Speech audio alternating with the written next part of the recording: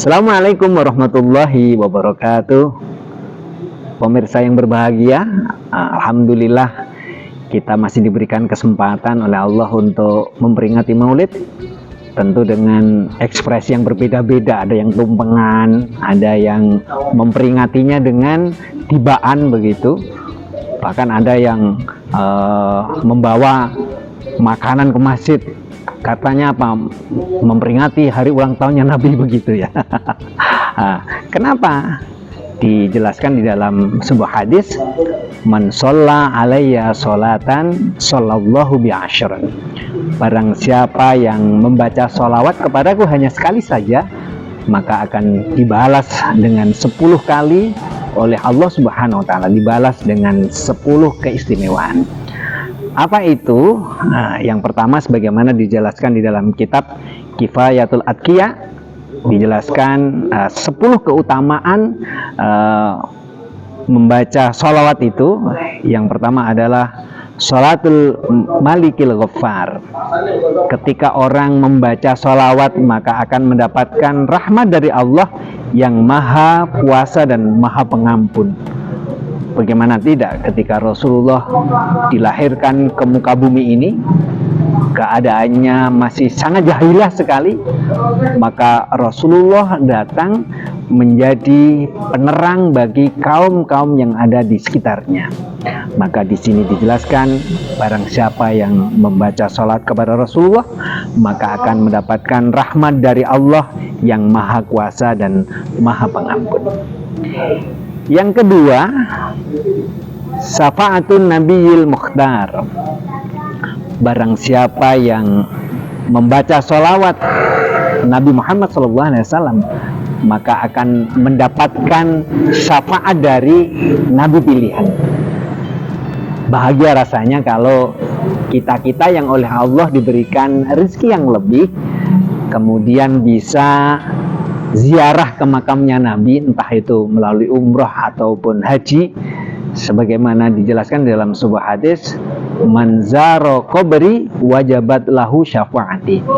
Barang siapa yang berziarah ke makamku, maka wajib bagi orang itu untuk mendapatkan syafaatnya. Bagaimana bagi kita-kita yang masih belum berkesempatan untuk berziarah ke makamnya Rasulullah? Tentu dengan membaca sholawat, innallaha wa malaikatahu yusholluna 'alan nabi ya ayyuhalladzina amanu shollu 'alaihi wa sallimu taslima. Allah dan para malaikatnya saja membaca sholawat kepada Nabi kita, apalagi kita sebagai umatnya tentu harus memperbanyak membaca sholawat. Manfaat yang ketiga adalah al-iqtida bil malaikatil abror.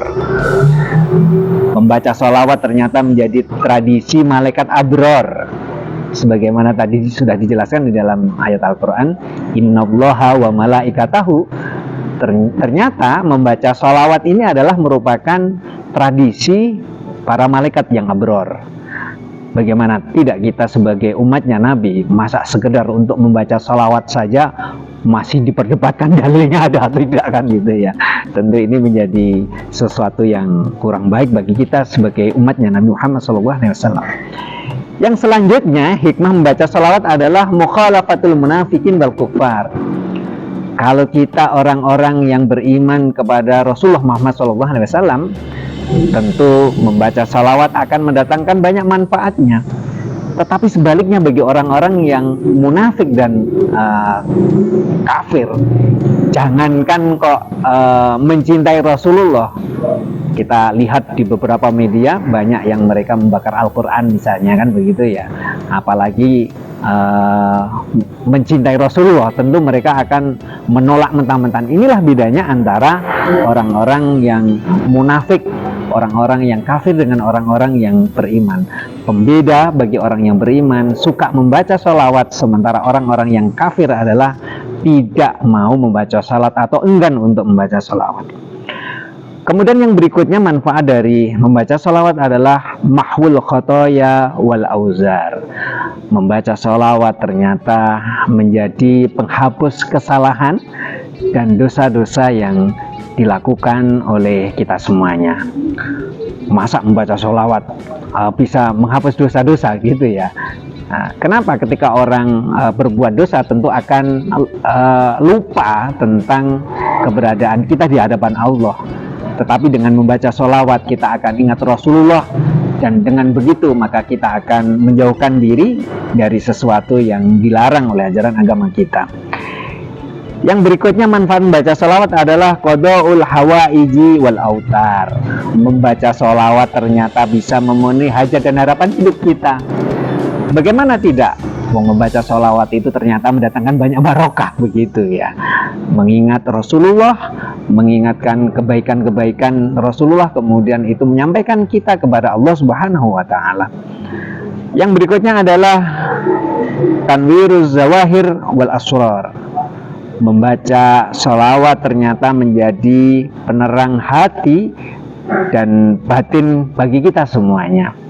Maka orang sering mendapatkan nasihat dari orang tuanya, kalau pergi kemana-mana jangan lupa baca sholawat. Ternyata membaca sholawat itu menjadi penerang batin bagi kita semuanya. Manfaat berikutnya membaca sholawat adalah an-najatu minan nar. Bagaimana Rasulullah ternyata diberikan hak prerogatif oleh Allah Subhanahu wa Ta'ala memberikan syafaatnya kepada umatnya. Bahkan dikisahkan di dalam sebuah hadis, sebelum Rasulullah masuk surganya Allah, Rasulullah menunggu umatnya di sebuah danau yang dari situ para umatnya diminta untuk meminum air dari telaga itu, kemudian diajak oleh Rasulullah bersama-sama masuk surganya Allah Subhanahu wa Ta'ala. Manfaat berikutnya adalah dukhulu daril qarar. Membaca sholawat ternyata menjadi pintu bagi kita semuanya untuk dimasukkan surganya Allah Subhanahu wa Ta'ala. Ini adalah bagian dari penjelasan bahwa membaca sholawat bisa menyelamatkan kita dari neraka, maka kemudian selanjutnya kita akan dimasukkan ke surga Allah karena sholawat yang kita baca. Yang terakhir, manfaat sholawat adalah salamul azizil jabbar.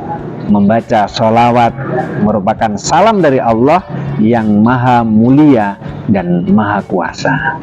Maka beruntunglah bagi kita semuanya yang oleh Allah diberikan perasaan mencintai Rasulullah dengan sering membaca sholawat. Dan terlebih lagi adalah bagaimana kita bisa meneladani apa yang dicontohkan oleh Rasulullah. Innama bu'istu liutammima makarimal akhlaki, bahwa sesungguhnya Rasulullah diutus ke muka bumi ini adalah untuk memperbaiki akhlak dari manusia. Bagaimana Rasulullah telah mencontohkan kepada kita semuanya. Rasulullah itu kepada para sahabatnya diceritakan ruhama ubainahum. Rasulullah sangat menyayangi kepada para sahabatnya. Mudah-mudahan dengan sering membaca salawat kita akan dipertemukan dengan Rasulullah Muhammad SAW kelak nanti di yaumil qiyamah. Allahumma amin. Bismillahirrahmanirrahim. Allahumma sholli ala sayyidina Muhammad wa ala ali sayyidina Muhammad walhamdulillahirabbil alamin. Hamdan yuwafi ni'amahu wa yukafi mazidah. Ya Rabbana lakal hamdu kama yanbaghi li jalali wajhikal karim an sultanik. Allahumma sholli ala sayyidina Muhammad bil qulubi wa dawaiha wa afiyatil abdani wa sifaya wa nuril absari wa diyaiha wa asmaiha wa ala alihi wa sahbihi wa barik wa sallim.